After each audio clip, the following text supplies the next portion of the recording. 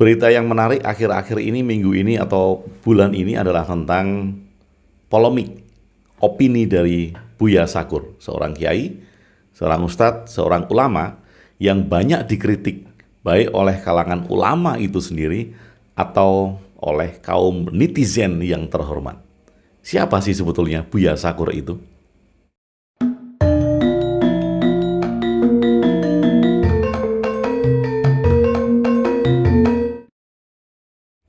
Sahabat Bahtera, mungkin Anda sudah melihat atau mendengar beberapa video yang lalu lalang di beranda YouTube Anda atau di media sosial, media online, berita tentang polemik atau kontroversialnya opini dari Buya Sakur, seorang ulama, seorang ustadz, seorang kiai.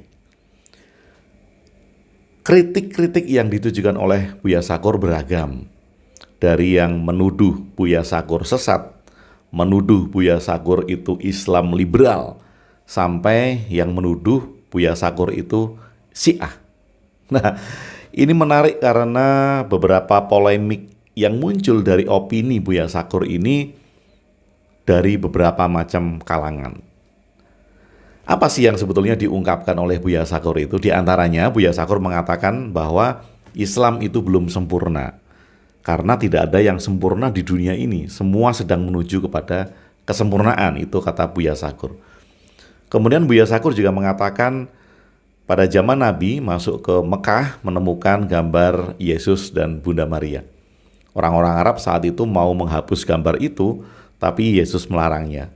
Kata Buya Sakur, ini menandakan kedekatan emosional Nabi Muhammad dan Yesus. Kemudian Buya Sakur juga mengatakan bahwa tidak serta-merta orang Islam yang mengucapkan la ilaha illallah pada saat mati, mau meninggal, itu masuk surga. Jadi tidak ada hal yang dijanjikan ketika ucapan la ilaha illallah itu berada pada ujung napas, kemudian orang itu masuk surga. Karena yang menentukan masuk surga itu adalah orang yang beriman, kata Buya Sakur. Buya Sakur juga mengatakan orang bisa saja Islam, tapi belum tentu mukmin. Tapi mungkin orang bisa menjadi mukmin, beriman, tapi belum tentu Islam. Buya Sakur juga mengatakan, ini kontroversial lagi, mengatakan bahwa orang yang beragama sama itu bisa jadi Tuhannya berbeda. Tapi orang yang beragama berbeda bisa jadi Tuhannya sama. Jadi banyak sekali opini-opini, kalau saya mengatakan itu opini ya, opininya Buya Sakur karena Buya Sakur mengatakan dirinya itu belum mencapai kebenaran. Karena dia belum benar, dia berjalan menuju kebenaran, maka yang dia ungkapkan bukanlah kebenaran. Nah, ini menarik bagi saya. Nah, mengapa sih kita itu gampang sekali untuk menghakimi orang? Menghakimi Buya Sakur itu sesat, menghakimi Buya Sakur itu Islam liberal, menghakimi Buya Sakur itu kafir, menghakimi Buya Sakur itu akan menyesatkan umat Islam. Mengapa ini terjadi? Sahabat Bahtera, kadang kita itu tidak berani untuk berpikir kritis. Tidak berani untuk berpikir kritis. Kenapa? Karena memang dari kecil, dari awal kita lahir, kita sudah dijejalkan pengetahuan-pengetahuan jadi. Ini yang kadangkala menyebabkan kita berpikir tumpul, menerima segala sesuatu apa adanya tanpa kita berani untuk bertanya. Loh, mengapa kita tidak berani untuk bertanya? Apabila yang kita tanyai itu bisa menjawab dengan baik dan bijaksana, tentu si penanya akan paham. Walaupun kemudian yang dipertanyakan adalah hal-hal yang sangat mendasar sekali. Misalnya, Tuhan itu ada atau tidak sih? Siapa yang menciptakan alam semesta? Apa buktinya kalau Tuhan itu menciptakan alam semesta? Mengapa Tuhan dipanggil dengan nama yang berbeda-beda? Tuhan itu duduk di mana? Kalau Tuhan menyeliputi seluruh alam, apa yang jadi bukti bahwa ini semua adalah Tuhan? Ini adalah pertanyaan-pertanyaan kritis sebetulnya. Dan ketika orang yang ditanya dapat menjawab dengan baik, dengan tepat, dengan bijaksana, tentu akan menyebabkan orang yang bertanya tadi pikirannya berkembang. Karena apa? Karena ada sebuah dialektika di dalam dirinya. Ketika ada pertanyaan, ada jawaban, kemudian menimbulkan pertanyaan baru, dan nanti akan ada jawaban baru, kemudian akan ada asumsi-asumsi baru, kemudian akan ada keputusan-keputusan baru, dan terus berkembang demikian. Kita akan terus berkembang karena kita berpikir kritis. Apakah tidak boleh berpikir kritis di dalam agama? Yang tidak membolehkan siapa? Mungkin yang tidak membolehkan adalah mereka-mereka yang takut karena tidak bisa menjawab pertanyaan-pertanyaan kritis itu. Nah, sekarang mungkin kita tidak hanya sekedar diberikan jawaban, semuanya sudah ada di kitab suci. Ngapain kamu tanyakan lagi? Loh, kalau memang semuanya ada di kitab suci, ya jelaskan dong. Jelaskan apa yang kamu pahami sebagai semuanya ada di kitab suci itu. Kembali kepada Buya Sakur. Kejadian ini bagi saya menarik, karena mungkin saja selama ini kita sedang tertidur. Selama ini kita sedang dinabubukkan oleh pengetahuan-pengetahuan jadi yang kita terima begitu saja, tanpa kita berani untuk menanyakannya. Apakah ini benar atau ini salah? Apakah ini tepat atau tidak? Ini datang dari mana? Mengapa begini? Mengapa begitu? Kita selama ini tertidur untuk itu. Dan ketika ada seorang yang berpikir kritis untuk mengajak kita berpikir kritis, kita menjadi marah. Mengapa kita marah? Karena kita takut. Kenapa kita takut? Karena kita nggak tahu. Kenapa kita nggak tahu? Karena kita tidak belajar. Ketika ada orang yang takut bahwa akan ada orang-orang yang tersesat atau disesatkan karena pernyataan Buya Sakur, artinya dia tidak siap untuk menjawab pertanyaan-pertanyaan itu. Dan kenapa kita takut? Kalau kita mempunyai keyakinan yang kuat atas sesuatu, tentu kita tidak akan takut dengan pertanyaan apapun juga. Kalau kita yakin atas sesuatu karena memang kita menyadari tentang keyakinan kita, maka kita tidak akan takut bahwa kita akan tergoyahkan. Misalnya, saya berada dalam satu masyarakat dan saya sudah menerapkan pola pendidikan yang tepat untuk masyarakat di sekitar saya. Ini misalnya ya. Kemudian ada orang yang datang dan mengajarkan sesuatu yang berbeda dengan pola pendidikan yang selama ini ada di masyarakat tempat saya tinggal.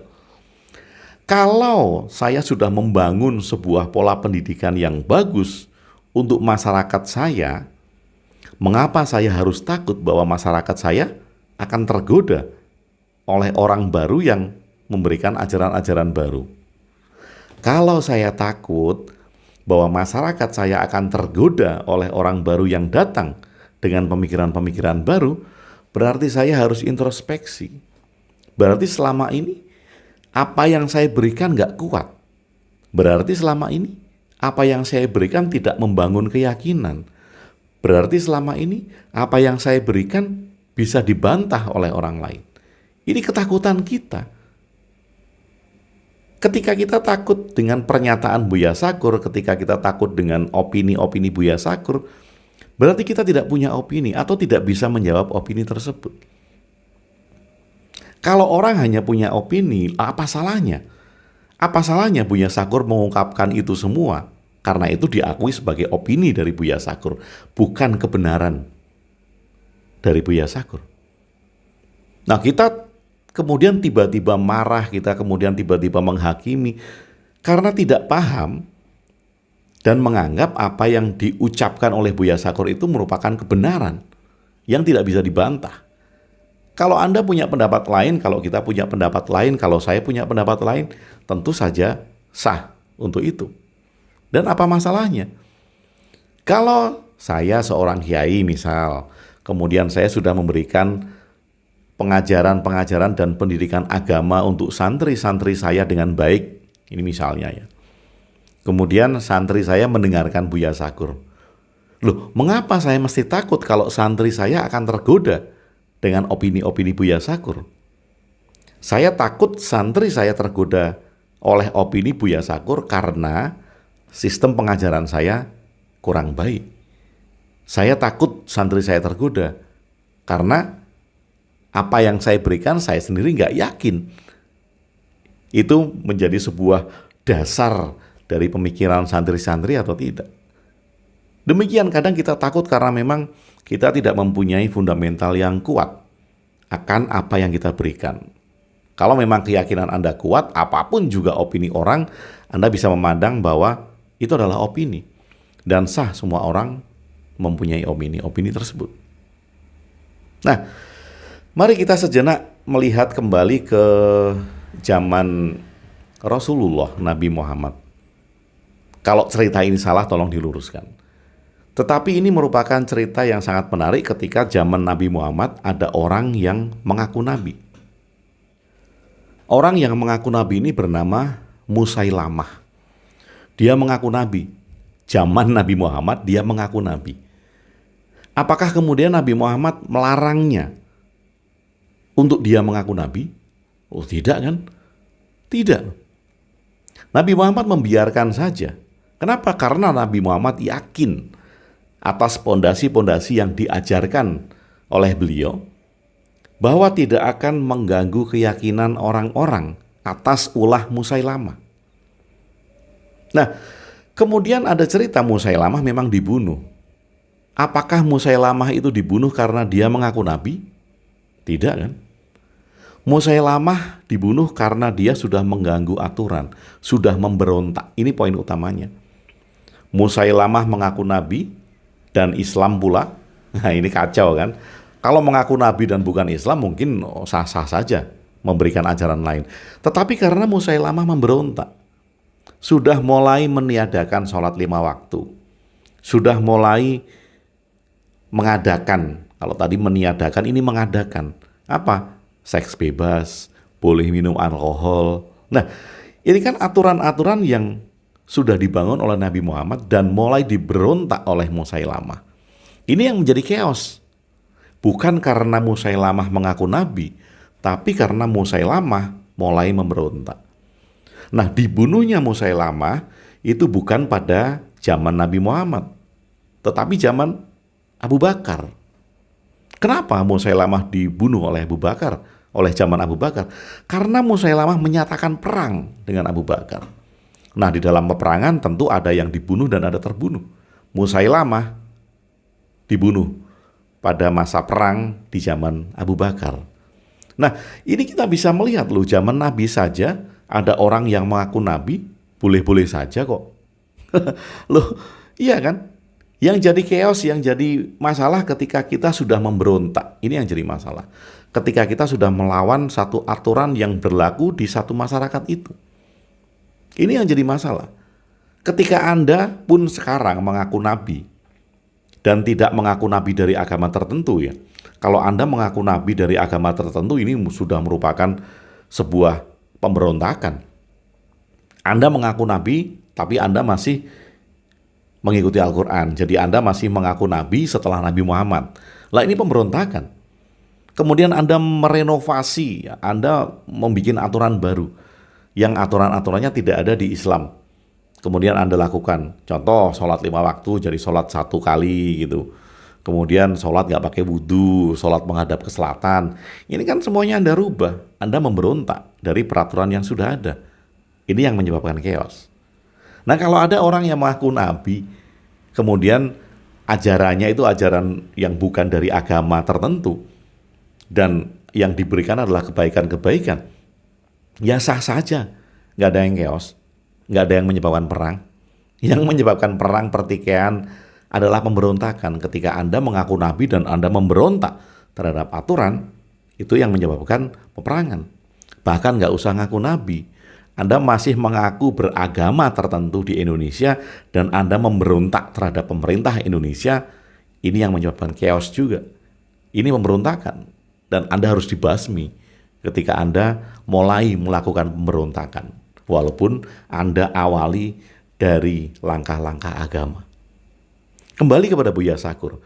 Sekali lagi, kita takut dengan ungkapan Buya Sakur mungkin karena kita tidak paham fundamental apa yang kita ajarkan. Dan kita takut. Takut apa? Takut umat kita itu pindah kepada Buya Sakur. Ketika Buya Sakur bisa mengakomodir orang-orang yang berpikir kritis, sementara umat Anda itu tidak diakomodir. Ketika dia berpikir kritis, Anda larang. Ketika dia berpikir kritis, itu sudah bisikan setan. Ketika Anda berpikir kritis, kemudian dikatakan itu sudah murtad, keluar dari agama. Anda tidak mengakomodir pikiran-pikiran kritis orang yang sedang mulai berjalan. Kita berpikir kritis karena kita berkembang.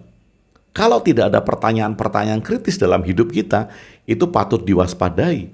Mungkin Anda tidak berevolusi, mungkin Anda tidak berkembang, sehingga Anda diam saja dan tidak berpikir kritis atas segala sesuatu hal yang memang harus Anda pertanyakan.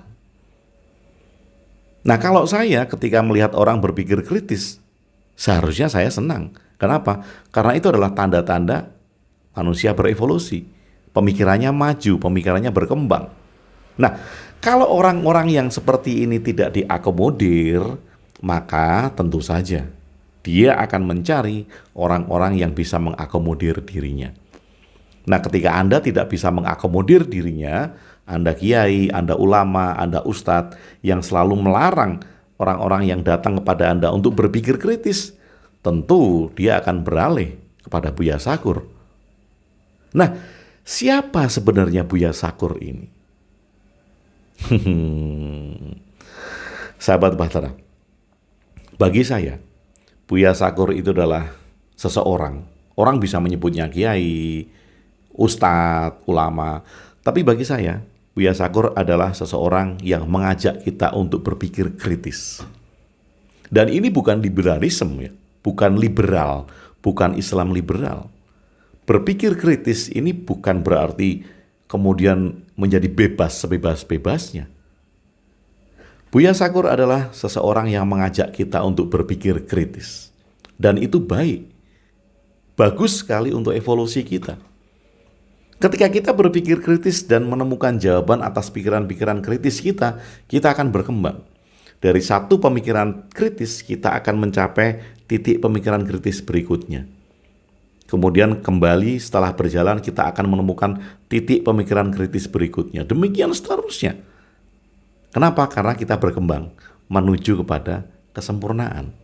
Dan pikiran-pikiran kritis ini membantu kita untuk berevolusi menuju kesempurnaan tersebut. Sekali lagi sahabat, kalau kita tidak pernah berpikir kritis, Anda harus khawatir. Kenapa? Karena Anda tidak berkembang. Kita tidak berkembang. Karena tidak ada yang kita pertanyakan dalam perjalanan hidup ini. Kita tidak berkembang di sana. Oke. Kembali, bagi saya, Buya Sakur adalah seorang yang mengajak kita untuk berpikir kritis. Dan itu boleh-boleh saja, itu sah-sah saja. Bila kita mempunyai jawaban yang berbeda dengan Buya Sakur, itu sah-sah juga. Kita tidak perlu menyalahpahami Buya Sakur. Dan siapapun juga tidak perlu menyalahpahami Buya Sakur. Kenapa? Karena yang ada bukan salah paham kan? Yang ada adalah beda paham. Kita hanya perlu sepakat dalam ketidaksepakatan. Kalau saya tidak setuju dengan opini Anda, kita akan sepakat bahwa saya tidak setuju dengan opini Anda. Anda juga sepakat bahwa Anda tidak setuju dengan opini saya. Bukan kemudian Anda memaksakan opini Anda kepada saya, dan saya memaksakan opini saya kepada Anda. Di dalam video-video saya pun demikian. Tulisan-tulisan yang saya bangun juga demikian. Saya membangun pemikiran-pemikiran kritis agar kita berkembang. Agar kita berani untuk mempertanyakan hal-hal fundament dasar kehidupan kita. Sehingga kita tahu, kalau Anda meyakini punya Tuhan, Anda harus punya fundamental yang kuat. Kenapa Anda yakin bahwa Anda harus punya Tuhan? Kenapa Anda yakin bahwa Tuhan Anda sebut dengan nama ini? Mengapa kita harus menyebut Tuhan dengan nama? Ini kan ada fundamennya. Kalau ini kita pahami, pemikiran-pemikiran kritis ini kita pahami, kita akan berevolusi untuk berkembang. Semakin baik, semakin baik, semakin baik, semakin baik. Semakin bijak, semakin bijak, semakin bijak. Jadi, bila Anda memandang Buya Sakur itu Islam liberal, boleh-boleh saja. Bila Anda memandang Buya Sakur itu Syiah, boleh-boleh saja. Bila Anda memandang Buya Sakur itu sesat, kafir, yang akan menyesatkan umat Islam, ya boleh-boleh saja. Toh, Anda punya pendapat sendiri, Buya Sakur punya pendapat sendiri, saya punya pendapat sendiri. Dan siapapun yang mendengarkan video ini tentu punya pendapat sendiri. Anda tidak harus setuju dengan saya. Dan saya tidak harus setuju dengan Anda. Ada yang menganggap video-video saya omong kosong, ya boleh saja, itu opini Anda. Toh saya tidak memaksa Anda untuk melihat video saya. Dan tidak ada satu kalimat pun di dalam video saya untuk meminta Anda like dan subscribe channel saya. Tidak, karena saya tidak cari follower di video ini.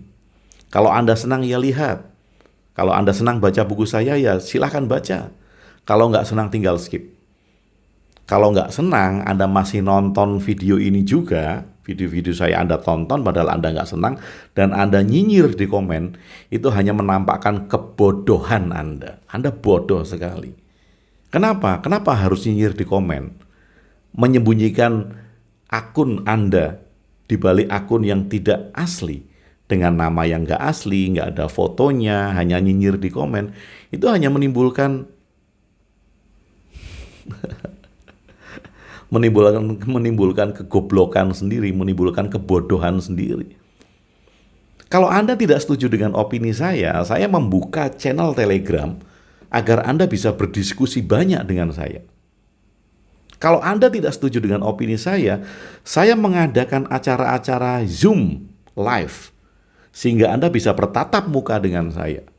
Saya tahu Anda siapa aslinya, dan Anda tahu siapa saya aslinya, mukanya seperti ini. Tapi kalau kemudian Anda hanya bersembunyi di balik akun-akun yang tidak asli, dengan nama yang tidak asli, fotonya pun tidak ada, bagi saya itu hanya kebodohan yang nyata, kegoblokan yang sangat goblok. Anda punya pendapat, silahkan. Saya punya pendapat, itu pendapat saya. Saya punya opini, saya nggak maksain orang untuk menyetujui opini saya. Dan saya juga tidak pernah mengatakan bahwa apa yang saya sampaikan di video-video saya, di buku-buku saya merupakan kebenaran. Sama sekali tidak. Itu hanya opini saya. Jadi bagaimana? Apa yang Anda pandang tentang Buya Sakur? Bagi saya, Indonesia memerlukan orang-orang seperti Buya Sakur yang lebih banyak.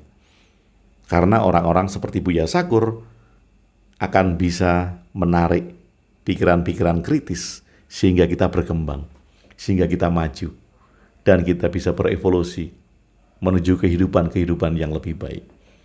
Anda nggak setuju? Itu hak Anda. Anda tidak suka dengan opini-opini saya, itu juga hak Anda.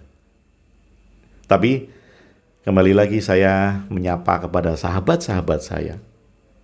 Sahabat Bahtera, mari kita terus belajar, mari kita terus berkembang, mari kita terus berjalan. Apapun yang ada di dalam perjalanan itu merupakan fenomena-fenomena yang menarik. Ada kesalahan, ada kebenaran, ada sukacita, ada duka, ada bahagia, ada salah paham. Semua adalah bunga-bunga di dalam perjalanan. Oke, semoga bermanfaat. Terima kasih sudah bersama saya Agung WB di Ruang Diri. Salam cinta dan bahagia.